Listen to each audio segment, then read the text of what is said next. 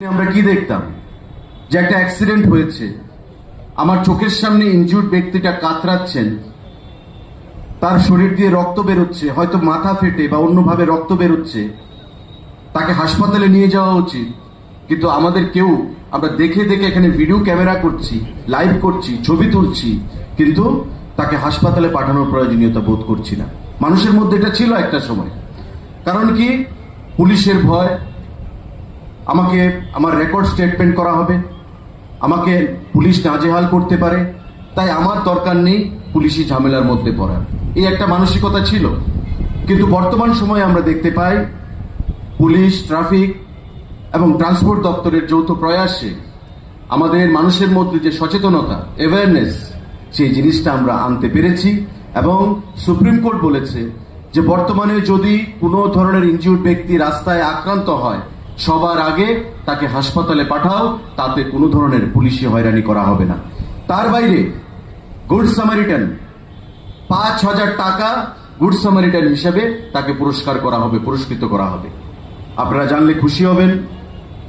নিশ্চয়ই আপনারা জেনেছেন যে ভারতবর্ষের সরকার এই গুড সামারিটান যে প্রকল্প বা তার যে অ্যামাউন্ট 5,000 টাকা থেকে বাড়িয়ে 25,000 টাকা করে দিয়েছে।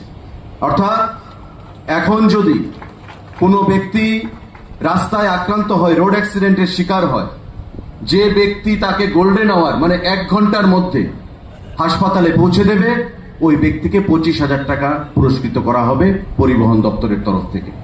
এটা শুধু টাকার জন্য নয়, মানুষকে উদ্বুদ্ধ করার জন্য, মানুষের মধ্যে সচেতনতা বৃদ্ধি করার জন্য, যে মানুষ হিসাবে মানুষের প্রতি আমাদের যে দায়িত্ব, সেই দায়িত্বটা পালন করার জন্য। এবং সেটাকে মাথায় রেখে আমাদের এই অ্যাম্বুলেন্সগুলো, অত্যাধুনিক অ্যাম্বুলেন্সগুলো সেখানে একটা বিরাট ভূমিকা পালন করবে রাজ্যের মানুষকে সুরক্ষা প্রদান করতে এবং রোড অ্যাক্সিডেন্টের শিকার যে ব্যক্তিরা থাকবে তাদেরকে নিয়ার বাই বা নিকটবর্তী হাসপাতালে পৌঁছে দিতে, তার জীবন বাঁচাতে। এবং এটা যদি আমরা করতে পারি, ডিজিপি সাহেব যেটা বলেছেন যে রোড অ্যাক্সিডেন্টের সংখ্যা এবং অ্যাক্সিডেন্টে মৃতের সংখ্যা আমাদের রাজ্যে কিন্তু অনেকটাই কমে গেছে বিগত দিন থেকে।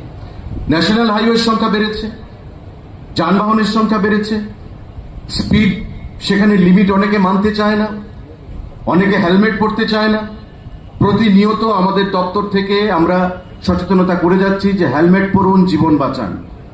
অনেকে একটা বাইকের মধ্যে 3জন 4জন ছেলে মেয়ে পরিবারকে নিয়ে যাচ্ছে, ট্রাফিক যদি ধরছে তখন ট্রাফিকের বিরুদ্ধে, পুলিশের বিরুদ্ধে গালমন্দ করা হচ্ছে। সেই জিনিসগুলো মনে রাখতে হবে যে আমাদের প্রতিটা লাইফ ইম্পর্টেন্ট, প্রতিটা লাইফ প্রেশাস, এবং লাইফ বাঁচাতে গিয়ে